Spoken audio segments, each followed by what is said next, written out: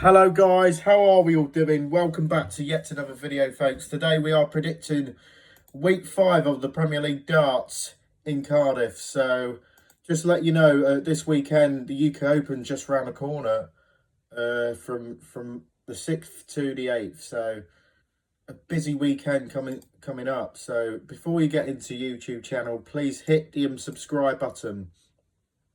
I've got like 86 subscribers now, but let's start with the first one. Michael van Gerwen against Luke Humphries. The Premier League action in Cardiff kicks off with a mouth-watering contest between Michael van Gerwen and Luke Humphries. On his return from illness that forced him to miss the Premier League night in Glasgow 2 weeks ago, Michael van Gerwen lost narrowly to Gerwyn Price in last week's quarter-final in Belfast. But despite not adding to his points tally since night 2, though, the Dutchman remains in the top 4, having made an excellent start to his Premier League campaign. Less so Luke Humphries, who's in 6th position right now, having won just 2 of his 6 games to date. However, the world number 2 can count himself unfortunate, having come up against some inspired opponents, not at least the rejuvenated Stephen Bunting last week. Coolhound boasted the highest tournament average by some distance, but it will only be the matter of time before that he's converted into the results, but bound to be pumped up to face MVG. But we are expecting Humphries to come through this Cardiff opener. But I'm going for Humphries to win 6-4. And then next up, home crown favourite Jonny Clayton takes on Gian van Veen in the battle of the top 2 in Cardiff. Although he hasn't won a Premier League night yet, Gian van Veen finds himself in 2nd place of his debut year in the competition ahead of the night's action, having finished just as runner-up on 3 occasions, but that includes last week in Belfast, although he'll feel some frustration at having failed to go all the way once more. But he's ultimately rising to the challenge that is the Premier League roadshow. He next faces table topper Jonny Clayton, who is yet to lose at the first hurdle on his return to the competition. Like Van Veen, Clayton lost to an inspired Stephen Bunting last week, playing in front of his home crowd. The Ferret has had some mixed results, but when playing in Cardiff, but his confidence is high right now, and we think he's worth backing to continue into the semi-finals. But I'm going for Clayton to win 6-5. Third up, last week's nightly winner Stephen Bunting takes on the winner against the Welshman Gerwyn Price in Cardiff, and that one could be rock. But this crowd will be rocking. Will be electric. But Gerwyn Price averaged over 100 in both of his matches in Belfast last week, edging past Michael van Gerwen 6-5 in the quarterfinals before losing to Gian van Veen by the same scoreline in the last 4. Although the Welshman missed a dart to reach the final, but he's still in the strong position in the table. Will be relatively satisfied with his performance levels. For Stephen Bunting, the 2026 Premier League has been shaping up very much like the previous year, but with the Bullet winless across the first 3 nights of action. However, the world number 6 burst into life last week, kicking off his campaign by defeating Luke Humphries, Jonny Clayton and Gerwyn van Veen to claim maximum points. Bunting averaging success of 106. In 2 of those victories, you have to think they will play with more freedom now that he's off the mark. Price, though, who'll have the support of the Welsh crowd in Cardiff, has been a consistent performance so far, though. This looks like it could be a close contest that goes over 9.5 legs. And then finally, an underperforming Luke Littler faces 9-dart hero Josh Rock in the last of the Thursday's quarterfinals in the Premier League.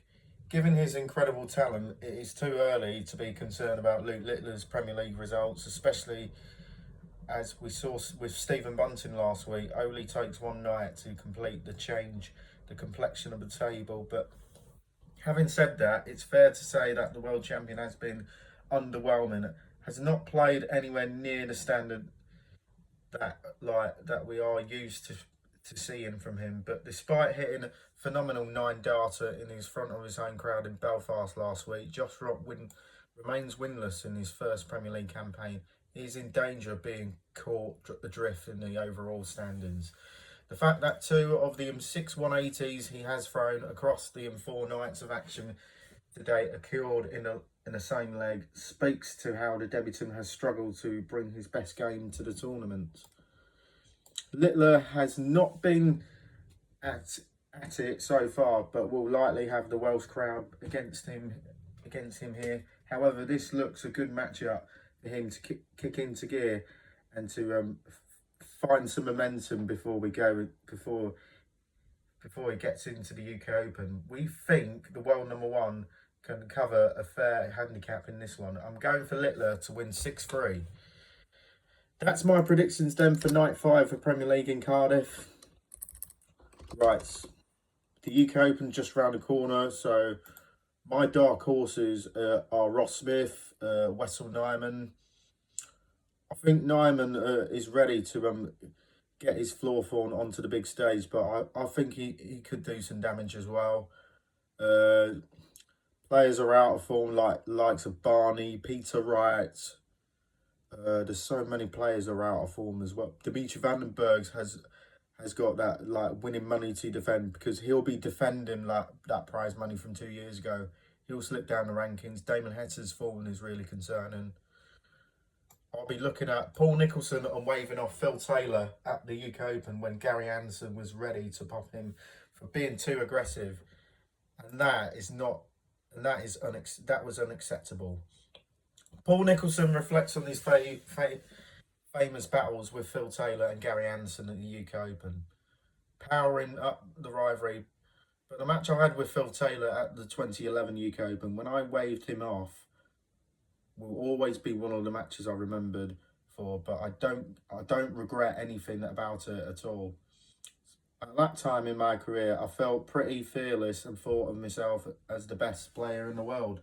I won that Players' Championship event 7 days before that UK Open, where I ended up reaching the quarterfinals and then won the very next one a week later. While the draw was made, I was sat eating Nando's after beating Gary Anderson 9-8 in a tremendous match during the afternoon session. My manager at the time then told me I'll be playing Phil. I just thought, yeah, okay. I did not care who I faced, but there was a proper small part of me that wanted to play him. It wasn't me waving Phil off the stage, but that started the rivalry. But he tried to get in my head, so I thought the best way to keep him quiet was to beat him in a dramatic match, and that's what happened. We know Phil learned a lot of his physiological tactics from the great Eric Bristow, who was able to flourish some players, just 4 or 5 world titles before stepping onto the hockey. I thought of myself was as quite physiologically saviour too as well, by the way. And he beat Gary Anderson in 2009 as well. So anyway, leave your comments below, guys, and please subscribe and support the channel, and we'll see you in the next one. Bye. Have a great week and a great weekend. We'll do some FA Cup predictions tomorrow.